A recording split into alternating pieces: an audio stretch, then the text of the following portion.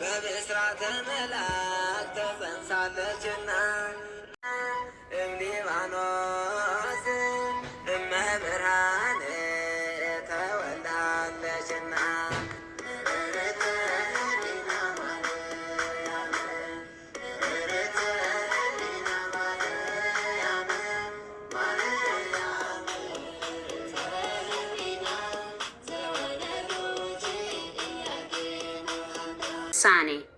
ውሳኔ ማለት ኣብ ገዛእ ርእስኻ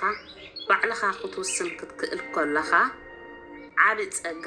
ትዕድልቲ ተውህቦ ህያብ ፈጣሪ እዩ ማለት ውሳኔ ኣብዚያ ዕለት እዚኣ ኣብዛ ዓመት እዚኣ ክልተ ዓይነት ውሳኔ ወሲነ ኣለኹ ማለት ኣነ ከም ሓበን ብርእሰይ ኣብ ክልተ ካምፓኒ ኮይነ ከምዚ ገይረ ይዕንብብ ይፅዕር ይዕወት ይሰርሕ ይነብር ነተን ምጭዋት ደቀይን ንህወተይን ንስድራይን ናብራይን ሓዳረይን መሪሐ ከዓ ይዕወት ውሳኔ ማለት ዓቢ ፀጋን ዓቢ ተውህቦን ዓቢ ትዕድልትን እዩ ማለት ስለዚ ውሳኔ ንወስን ኣብዚ ናተይ ክልተ ዓይነት ምርጫ ካምፓኒ ኣለኩም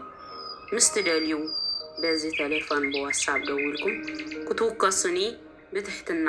ይሕብረኩም ማለቲ ውሳኔ ንህይወትና እዩ ማለቲ ንህይወትና ክንረብሓሉን ንጥቀመሉን ስለዝኾነ ተወከሱኒ ማለቲ ስለዚ ሕዋተይ ማዓረይ ሓቢርና ንዓንብብ ሓቢርና ንዕየ ብሓባር ኮንካ ትዕወተሉ ስራሕ ናይ ብሓቂ ዓቢ ፀጋ ዓቢ ትዕድልቲ ዓቢ ተውህቦ ይብና እሞ ፈጣሪ ንዑ ብሓደ ብሓባር ብፍቅሪ ብሰላም ንዕየ ንኺድ ወንጨፍ ንበርኽ ክብለኩም ክላበወኩም ዓመት እዚኣ 2026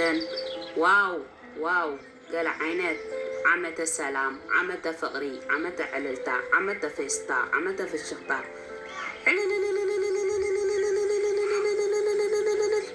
ንዑ ተሓጎሱ ሰሓቁ ስርሑ ንበሩ ሰሓቁ ተሓጎሱ ፍቅሪ ፍሽኽታ ዝመልኦ እዩ እቲ ቤትና ፍቅሪ ፍሽኽታ ሰሓቅ ሓልየት ሰሪሕካ ሪሂፅካ ምብላዕ ዝመልኦ እዩ እቲ ቤትና ትልብና ተሓሳብና ቲ ናትና ውሳኔ ከዓ ይስዕቕ ናህና ውሳኔ ይዕወት